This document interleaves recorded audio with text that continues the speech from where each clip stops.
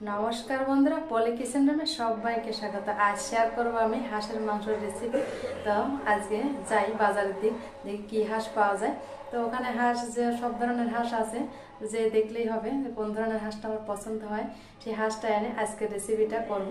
তা দেখতে থাকুন হাঁস আনা অবধি। তারপর আমি কিভাবে হাঁসটা কাটি বা রান্না করি সব কিছু আপনাদের সঙ্গে শেয়ার করব। তাহলে দেখতে থাকুন। আর ভালো লাগলে চ্যানেলটির পাশে থাকবেন, আর চ্যানেলটি সাবস্ক্রাইব করে পাশে থাকবেন বন্ধুরা। আর যারা আমার নতুন বন্ধু আছেন তাদের তো অসংখ্য অসংখ্য ধন্যবাদ। আর যারা আমার পুরনো বন্ধু তাদের প্রতি রইল আমার অনেক অনেক ভালোবাসা। তাহলে চলুন দেখে নেওয়া যাক আজকের হাঁসের রেসিপি। তো বন্ধুরা চলে আসলাম হাঁসের মার্কেটে। দেখুন বন্ধুরা, এই যে হাঁস দেখা যাচ্ছে। তো এই যে কালো যে বড় হাঁসটা, এটাই আমি নিয়ে নেব। তো নেওয়ার সময় আর দেখানো হয়নি বন্ধুরা, ওই সময় ক্যামেরাটা হঠাৎ করে অফ হয়ে গিয়েছিলো। তো হাঁসটাকে এই দোকানদার দাদা কেটে পরিষ্কার করে দিচ্ছে। দেখুন, এটাকে গরম জল দিয়ে ছেটে পরিষ্কার করে দিল। এবার কেটে দিচ্ছে হাঁসটাকে। দেখুন, ওনাদের কাটার কায়দাই আছে অন্যরকম, খুব দ্রুতভাবে ওনারা কেটে দেয়। আর পরিষ্কারও করেছিল, বেশ মোটামুটি ভালোভাবেই করেছিল। এই দেখুন, তো হাঁসটাকে সময় তো হাঁসের দাম একটু বেশি, তাও অর্ডার দিয়ে আসে না। অর্ডার দিলেও আনতে চায় না। শীতকালে একটু বেশি থাকে দাম। দাম বেশি, 400 পিস বেছে এনে কত বেছে। এই হাঁস শীতকাল ছাড়া অন্য সময় কেমন দাম আছে? 300 টাকা 250 টাকা পিস। এই হাঁস এই তোমার 500 450, ওইগুলো 300-250 300 250 কতটা হয়েছে দেখেন তো? 1 কিলো 550। 1.5 কিলোর মতো হয়েছে, 800 টাকা একটা হাঁসের। তো বন্ধুরা, হাঁসের মাংসটাকে আমি বাড়ি এনে আবারও একটু পরিষ্কার করে নিলাম, কারণ দাদাটা যে পরিষ্কার করেছে তারপরও একটু পরিষ্কার করে নিলাম। দেখুন, এই যে ময়লাটা আমি ওই বাটিতে ফেলে দিয়েছি। এবার হাঁসের মাংসটাকে আমি পরিষ্কার করে ধুয়ে জলটা ঝরিয়ে নিব। তো মাংসটাকে আমার ধুয়ে জলটা ঝরিয়ে নিয়েছিলাম। আর এখানে দেখুন নিয়েছি ভিনেগার।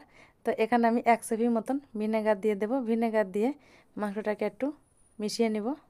দেখুন, খুন্তির সাহায্যে আমি ভিনেগারটা মিশিয়ে নিলাম। আর এদিকে আমি কি মশলা নিব এক এক করে নিয়ে নিব।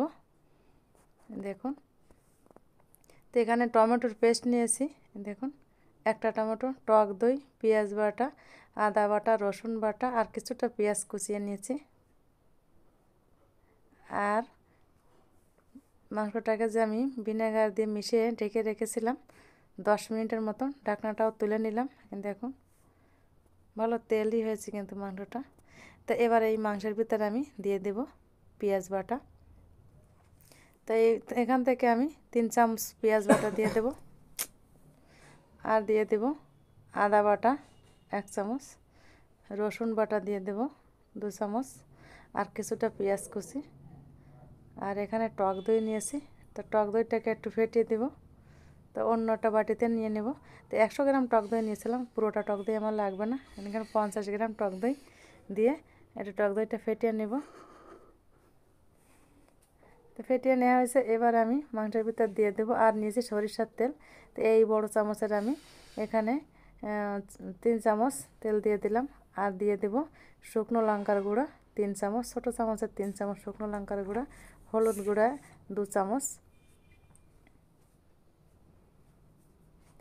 তো সমস্ত উপকরণগুলো আমার মোটামুটি দিয়ে দেওয়া হয়েছে। একটা উপকরণ কিন্তু বন্ধুরা এখনও দিইনি, আর ওটা এখন আমি দিবও না, সেটা হচ্ছে লবণ। লবণটা এখন আমি দিয়ে ম্যারিনেট করব না, কারণ লবণটা দিয়ে এখন ম্যারিনেট করলে মাংসটা তাড়াতাড়ি সিদ্ধ হবে না। তো এই মশলাগুলো দিয়ে আমি এক এক করে মাংসটাকে সঙ্গে একটু মাখিয়ে নিব।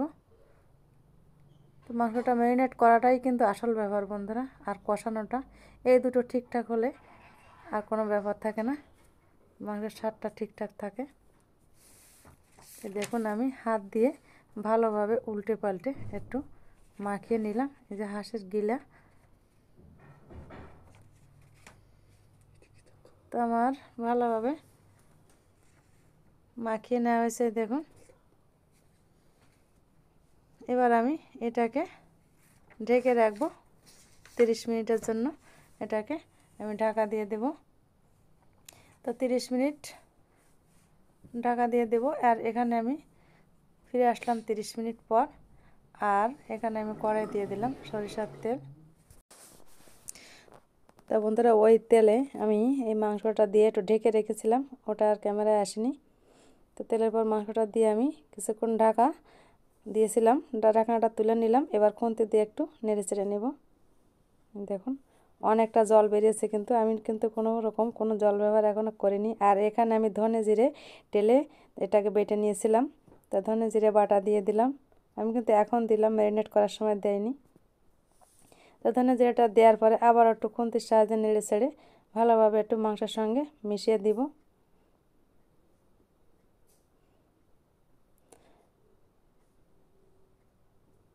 তো আমার মিশিয়ে দেওয়া হয়েছে, আবার আমি ঢেকে দিলাম। এভাবে ঢাকা দিয়ে দিয়ে হাঁসের মাংস রান্না করতে হবে, তাহলে ভালোভাবে কষানো হয়ে যাবে। দেখুন 20 মিনিট পর ঢাকনাটা আবার তুলে নিলাম। তো এবার আমি 20 মিনিট পরে এখন আমি কিন্তু লবণ দিয়ে দিলাম। দেখুন প্রথম দিকে লবণ দিইনি। আর আদা বাটা রেখেছিলাম, আর 1 চামচ আদা বাটা আমি এখন দেব। দেখুন ঠিক কষানোর 20 মিনিট পর এই কাজটা করে নিলাম। তো আরও আমি 10 মিনিটের মতন এই মাংসটাকে কষিয়ে নিব। মিনিমাম 30 মিনিটের মতন আমি মাংসটাকে কষিয়ে নেব, এভাবে ঢাকা দিয়ে দিয়ে। তো বন্ধুরা, ঢাকা দিয়ে দিয়ে আমি মাংসটাকে কষিয়ে নিয়েছি মিনিমাম 30 মিনিটের মতন। এটাকে আমি কষিয়ে নিলাম। এই দেখুন তো ভালোভাবে আমার কষিয়ে নেওয়া হয়েছে। আর মাংস থেকে কিন্তু তেলও ছুটতে শুরু করেছে, সুন্দরভাবে কষানো হয়েছে। আর এখানে আমি অন্য একটা পাত্রে জল গরম করে নিয়েছিলাম, একটা কড়াইয়ে। তা আমি এই গরম জল ব্যবহার করব। সাধারণত চেষ্টা করবেন, বিশেষ করে মাংস আর যে কোনো রান্নায় গরম জল দিলে কিন্তু খুবই ভালো হয়। তা আমি অন্য একটা পাত্রে গরম জল করে নিয়েছিলাম। গরম জল দিয়ে 5 মিনিট জ্বালিয়ে নেওয়ার পর এখানে দিয়ে দিলাম চুই ঝাল। দেখুন চুই ঝালটা দিয়ে দিলাম। তো চুই ঝালটা দেওয়ার পরে আবার একটু নেড়ে চেড়ে ভালোভাবে চুই ঝালটা মিশিয়ে দেব। দেখুন তো এটাকে মিনিমাম আরও আমি 30 মিনিট এভাবে মাঝে মাঝে ঢাকাও দিব, জ্বালিয়ে নেব। তা 10 মিনিট জ্বালিয়ে নেওয়ার পর আমি এই দেখুন ভেজে রাখা আলুগুলোকে দিয়ে দিলাম। তো আলুগুলোকে দিয়ে আবার একটু নেড়ে চেড়ে এর সঙ্গে মিশিয়ে দিব।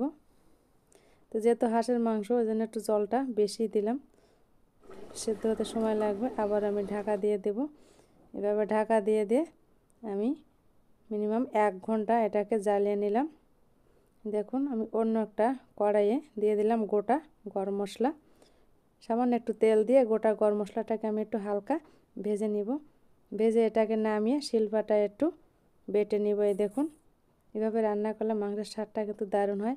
এবার আমি তেলটা ফোড়নের জন্য যে তেলটা দিয়ে দিলাম একটা শুকনো লঙ্কা, 1 চামচ গোটা জিরা, আর দিয়ে দিলাম তেজপাতা। তো এই ফোড়নটা আমি এবার ওই মাংসের কড়াই দিয়ে দেব। দেখুন তো ফোড়নটা আমার দিয়ে দিতে হবে। তো ফোড়নটা দিয়ে দেওয়ার পরে আরও 4 থেকে 5 মিনিটের মতন আমি আবার একটু জ্বালিয়ে নিব। তো 5 মিনিট মতন জ্বালিয়ে নেওয়ার পর এবার গোটা গরম মশলা যে বেটে নিয়েছিলাম, গরম মশলাটা দিয়ে দিলাম। দিয়ে আবার একটু মিশিয়ে নিলাম।